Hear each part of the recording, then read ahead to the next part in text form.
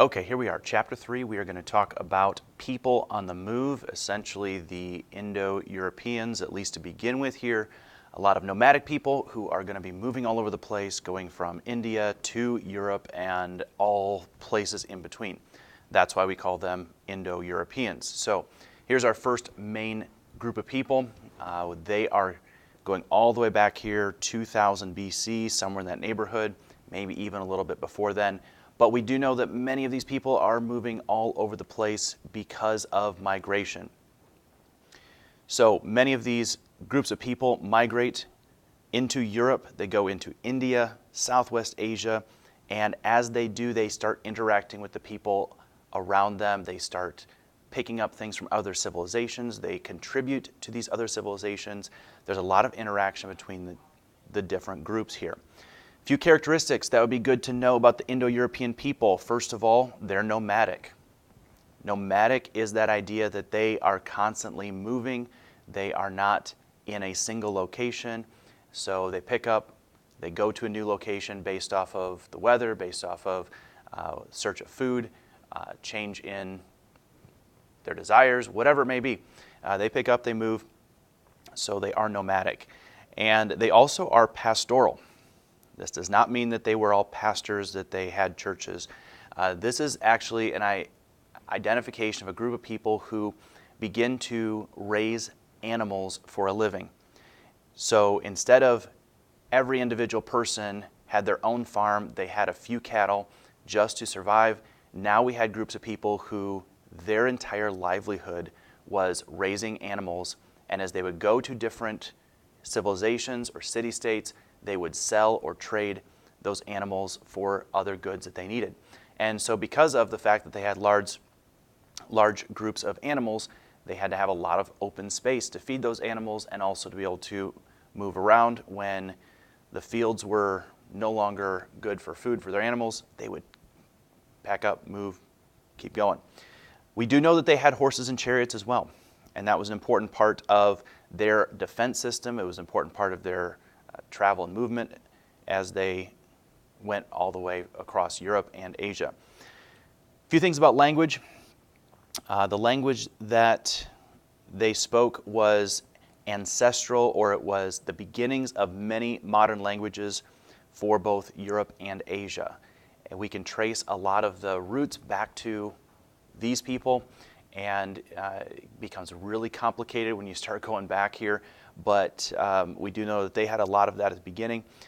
When we look at our modern languages like English, Spanish, Persian, Hindi, all trace their origins back to the Indo-European people.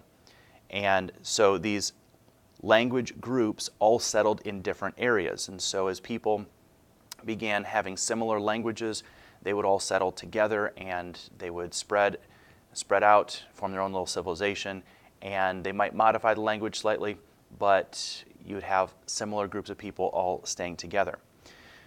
One of these groups of people are the Hittites. And the Hittites are a group that settled primarily in Asia Minor, that is modern-day Turkey. Now, the Hittites may sound familiar if you are well-versed in your Old Testament. So we have all the way back here in Exodus chapter 23, the Bible talks about the Hittites. For my angel will go before you and bring you into the land of the Amorites, the Hittites, the Perizzites, the Canaanites, the Hivites, the Jebusites, and I will completely destroy them. Well, that doesn't sound good.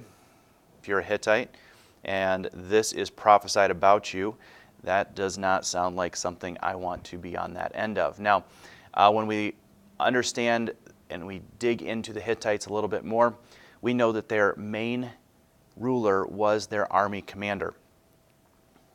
And so that army commander had a lot of power over the people, and they were feared by many around them. And so when God prophesies that here he is going to give them the land of the Hittites, I have to imagine the Israelites knew who the Hittites were and were probably not all that thrilled that they were going to have to go face them, but God was there. They were also known for their iron weapons and their military strength. Okay, once again, God is going to go before you into the land of the Hittites. They have iron weapons. The Israelites, no military training, no weapons, no resources to make weapons. This is a pretty tall task for them. So they were feared by a lot of people in their surrounding areas, and any time that you saw the Hittites coming, it was usually best to run. 1 Kings 10:29 also references the Hittites, and it talks about them having chariots. A chariot was imported from Egypt for 600 shekels of silver, and a horse for 150, and by the same means they exported them to all the kings of the Hittites and the kings of the Arameans. Yeah, just building more and more confidence that the Israelites are going to have to rely upon God if they're going to overcome these people. They're not going to do it by themselves. And so many people feared them. Unfortunately for the Hittites, they fell into obscurity when they came into conflict with not only Israel, but also with the Egyptians. And the Egyptians and the Hittites did engage in a lot of trade back and forth, and there apparently was some sort of disagreement or some sort of issue there that both kingdoms, the Hittites and the Egyptians, seemed to just fall off the face of the earth. They were destroyed, or they just went into obscurity. We don't know exactly what happened there. Perhaps there's something with the prophecy that God had back in Exodus. Perhaps there is some natural disaster, but we just know that they were no longer a major player when it came to the Indo-European people. Then we have the Aryans. Aryans settled primarily in the Indus River Valley, and they were known for their sacred writings. And their sacred writings are called Vedas. And this reveals a lot of their culture. As we read through those Vedas, we can understand more and more about who these people were and what they believed. From those writings, we understand that they had a caste system. And you can see by the photo here, it explains a little bit about the caste system. There are 4 castes that develop, and that develops based on their occupation, and also based off the fact that the Aryan people are a little bit different. They have some physical distinctions from those in the people of India.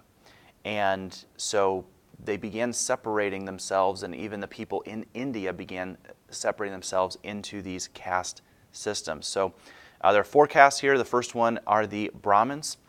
These are typically the priests and those who are well educated. You can see on the screen that they are the very pinnacle and top of the caste system. There are also the warriors. We are not going to be concerned about the Indian name for each one of these castes except for the Brahmins. That one up at the top we should know. But the warriors and kings would be in that second tier. In the third, we would have traders, landowners, merchants, people that are going to own businesses, and people that are going to be bartering and trading within the city-states. Then at the bottom, we have the peasants. These would also include the servants, commoners. This one's known as the Sudra, and this compiles a lot of the population of the Aryan population, or groups of people. Down at the very bottom, you notice on the visual that there's a group called the Untouchables, and there's some separation there. You did not want to be down in the Untouchables group. In fact, they're not even considered part of the caste system.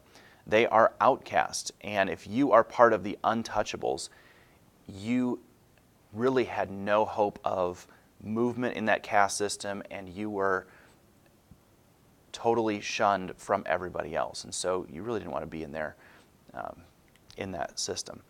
Now, you were born into that caste, so that means that you were in that caste for life.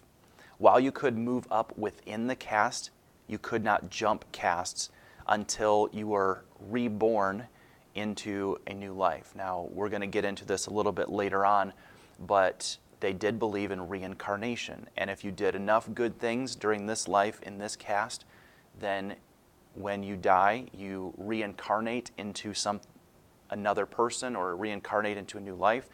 And if you've worked your way up enough, you might jump up a caste. And ultimately, you want to get up to that Brahmin and then reincarnate out of that caste system.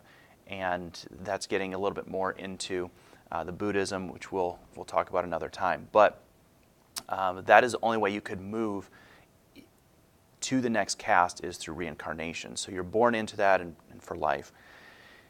There are hundreds of other subgroups that begin to form later on as time progresses, but these are the basics, and you should know each of those four castes as well as the untouchables there at the bottom.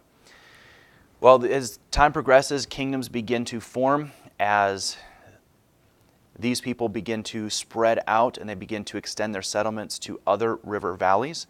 There are a number of small kingdoms that begin to arise and that are born as they start grouping people together. One of those largest kingdoms was Magadha. This one united and spread across India. You can see on the picture here where it begins. It's a very large kingdom, and it is going to grow and get bigger and bigger. By the time we get to 100 BC, this is going to encompass almost the entire country of modern-day India. And so it is going to become rather large. We know a lot about this civilization because of the writings that we found in the Mahabharata. Yeah, try to say that 3 times fast. Good luck. So it's a number of writings, and it reflects the struggles that are happening in India as the Aryan kings are trying to control the land. And so it's really all about the struggle, the people that are going under the control of the new kings, and it gives a visual or a picture into what is happening among the people here in this part of the world.